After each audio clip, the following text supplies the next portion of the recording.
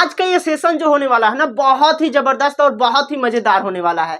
आज के इस सेशन में आखिर ऐसा क्या होने वाला है जो बहुत ही मजेदार होने वाला है, तो आज हम लोग 2th फिजिक्स के चैप्टर 1 यानी कि भैया चैप्टर 1 तो हम लोग पहले क्लियर कर लिए हैं, तो चैप्टर 1 जो हम लोगों ने पहले क्लियर कर लिया है उसके जो मोस्ट इंपोर्टेंट क्वेश्चन होते हैं ना, जो आपके एग्जामिनेशन में हर बार पूछे जा रहे हैं, उसको आज हम लोग एकदम एक एक करके बहुत अच्छे से क्लियर करेंगे। ठीक है, तो बिना देरी किए हुए स्टार्ट करते हैं और देखते हैं एक एक क्वेश्चन को बहुत ही आसानी से और बहुत ही मजे में। ठीक है, तो पहला जो क्वेश्चन बोल रहा है, क्या बोल रहा है देखिएगा एकदम मजे में, क्या बोल रहा है कि विद्युत आवेश क्या होते हैं। विद्युत आवेश किसको नहीं पता भाई, तो जाके एक बार प्लेलिस्ट को देख लेना। प्लेलिस्ट का नाम क्या है भैया, ये तो बता दीजिए। तो फिजिक्स मजे में पढ़ो, प्लेलिस्ट का नाम है, चैनल पे जाना, फिजिक्स मजे में पढ़ो। प्लेलिस्ट में आपको सारा कुछ आप लोगों का ये सारा क्वेश्चन अगर वहां से नहीं बनाना तो जो मन में आए वो लिख के जाना कमेंट बॉक्स में। ठीक है ना, सब आपको मैंने क्लियर करवा दिया हूं, वहां से हर एक चीज को प्रैक्टिकली करके दिखाया है, सबको समझाया है अच्छे से, जिसको आप लोग जीवन भर कभी नहीं भूल पाओगे, है ना।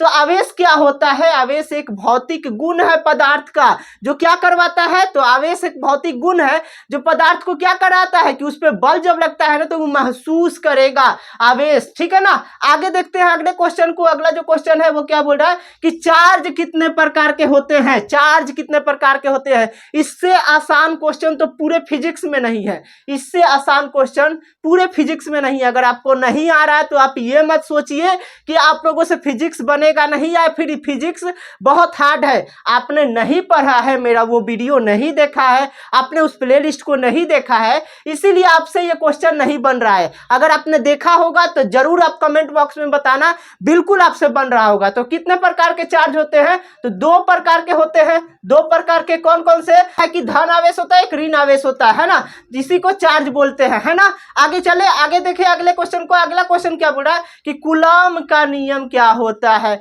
बहुत बार आपने पढ़ा होगा कूलॉम का नियम, पर मैं ये गारंटी देता हूं कि मैंने जिस तरह से कूलॉम का नियम पढ़ाया है ना, वैसे आपको पूरे यूट्यूब पे कहीं पे भी नहीं मिलेगा। यहां पे भी मैं आपको उसको थोड़ा सा डेमो दूंगा। ठीक है, तो कूलॉम का नियम क्या होता है, शुरू से ही आपके दिमाग में चल रहा होगा कि कूलॉम का नियम भैया होता क्या है, इसको हम लोग क्यों पढ़ते हैं।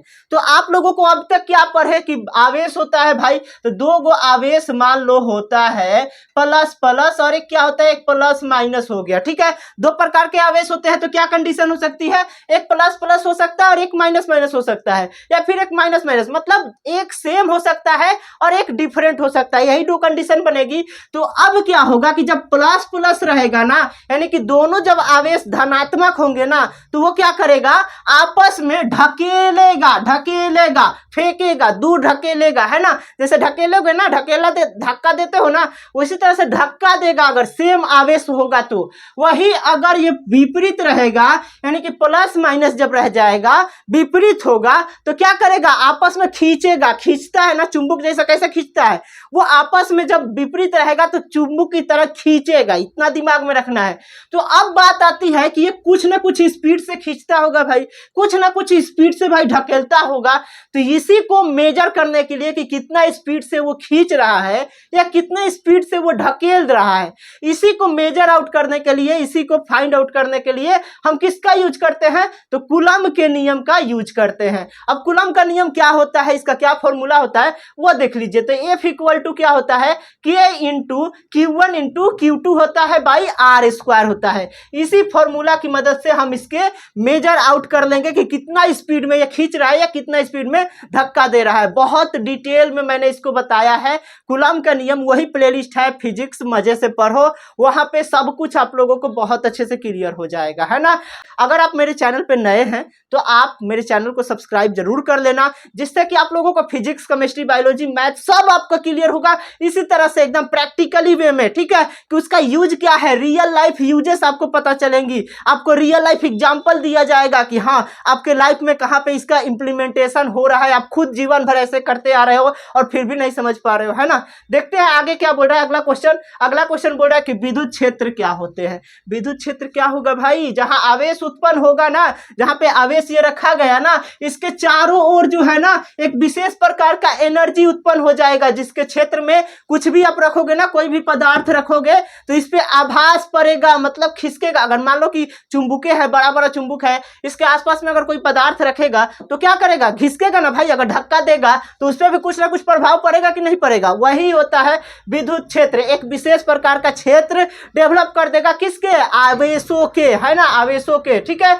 आगे देखते हैं अगले क्वेश्चन को। अगला क्वेश्चन क्या बोल रहा है कि विद्युत क्षेत्र के सूत्र को लिखें। इस क्वेश्चन को लाने का मेन उद्देश्य यही है कि आप लोग ये देख पाए कि किस तरह के क्वेश्चन आपके एग्जामिनेशन में पूछे जाते हैं। और आप लोगों के मन में डाउट चल रहा होगा कि हम लोगों ने चैप्टर 1 विद्युत आवेश तथा क्षेत्र कर लिया है, कितना % मैंने किया है, कितना मेरे को याद है, नहीं समझ पाए हैं। ठीक है ना, तो ये जो क्वेश्चन आप लोग सॉल्व कीजिएगा, जब सारे को बनाइएगा तो आप लोगों को रिवीजन भी हो जाएगा और क्या हो जाएगा, आप लोगों को पता भी चल जाएगा। अगर 10 को अच्छे से बना ले रहे हो तो समझ में आ जाएगा कि हाँ मैंने कितना % पढ़ाई किया है, कितना अच्छे से समझ में आया है। अगर नहीं समझ में आया तो फिर से एक बार प्लेलिस्ट को देख लोगे, है ना। आगे देखते हैं अगला क्वेश्चन क्या बोल रहा है कि विद्युत क्षेत्र के सूत्र को लिखे। अब विद्युत क्षेत्र का सूत्र क्या होता है, बहुत आसान है, E = F/Q होता है, जहां F मतलब फोर्स होता है यानी कि बल होता है, Q क्या है तो परीक्षण आवेश है ना। आगे देखते हैं अगले क्वेश्चन को जो क्या बोल रहा है कि विद्युत फ्लक्स क्या होता है। विद्युत फ्लक्स बहुत आसान है, क्या है तो देखिए एक सतह से जब क्या होता है आवेश गुजरता है ना तो उसी को क्या बोलते हैं, विद्युत फ्लक्स बोलते हैं। बहुत डिटेल वे में मैंने बना दिया है, अगर सारे का मैं डिटेल वे में समझाने लगा ना काफी लंबी वीडियो हो जाएगी, है ना। इसीलिए मैं केवल क्वेश्चन लेकर आया हूं और आंसर को एक एक लाइन में अच्छे तरीके से समझाते हुए निकल जा रहा हूं, ठीक है ना। बाकी अगर आप लोगों को डाउट हो रहा है तो आप लोग क्या करेंगे, मैंने टेलीग्राम चैनल का लिंक दे दिया है, व्हाट्सएप चैनल का लिंक दे दिया है, वहां हर एक क्वेश्चन का मैं रिप्लाई करता हूं, तो वहां से आपको सारा रिप्लाई मिल जाएगा, है ना। उसके बाद नोट्स भी इसका सब वहां पे अवेलेबल है, तो वो भी आप एक्सेस कर लीजिएगा, है ना। आगे देखते हैं क्या बोल रहा है कि गॉस का नियम क्या होता है, ये आप लोगों को कर लेना है, बहुत आसान है। गॉस का नियम मैंने बता दिया है, नोट्स भी इसका दे दिया है, बहुत अच्छे से क्लियर हो जाएगा। अगले क्वेश्चन को देखते हैं। अगला क्वेश्चन बोल रहा है कि गोल आवेशित गोले के अंदर और बाहर, ठीक है, विद्युत क्षेत्र कैसा होता है। अब मान लो कि गोल आवेशित वस्तु है ना, उसके अंदर, अब इसके अंदर जो होगा वो कैसा आवेश होगा और इसके बाहर जो है वो कैसा आवेश होगा। तो देखिए क्या होता है, इसका फॉर्मूला निकालने का बहुत आसान होता है। तो अंदर जो होगा ना वो आवेश जो होगा वो क्या होगा, 0 होगा। और अगर बाहर वाला निकालना है तो ये फॉर्मूला अप्लाई कर लीजिएगा, E = 1/4 पाई E0 और Q/r² होता है। इस फॉर्मूला की मदद से आप इसके बाहर जो आवेश लग रहे हैं ना वो सारे आप लोग मेजर आउट कर पाएंगे, ठीक है। समझ में आ रहा है ना, सब समझ में आएगा। लाइक और शेयर करना बिल्कुल मत भूलना, बहुत मेहनत लगती है ऐसे वीडियो बनाने में। आप लोगों को यूट्यूब पे दूसरे जगह ऐसे चीजें नहीं देखने को मिलेगी। अगला क्वेश्चन देखते हैं। अगला क्वेश्चन बोल रहा है कि द्विध्रुव आघूर्ण किसे बोलते हैं। द्विध्रुव आघूर्ण किसे बोलते हैं, तो द्विध्रुव आघूर्ण का जो फॉर्मूला होता है वो P = Q × D होता है। इससे आप लोग द्विध्रुव आघूर्ण को फाइंड कर पाओगे। इसका जो फॉर्मूला है, इसका जो परिभाषा है वो सब मैंने टेलीग्राम में दे दिया है, बहुत अच्छे से आप पढ़ के रट लोगे, है ना। लेकिन रटना नहीं, समझना है, इसीलिए समझाने का काम मैं यहाँ कर रहा हूँ, रटवाने का काम दे दिया है। जो जिसको रटना होगा वो रट लेगा भाई, जिसको पढ़ना होगा पढ़ लेगा, है ना। आगे देखते हैं अगला क्वेश्चन क्या बोल रहा है कि द्विध्रुव आघूर्ण का एसआई मात्रक क्या होता है। ये किससे नहीं बनेगा भाई, सबको याद होगा, क्या होता है तो कूलम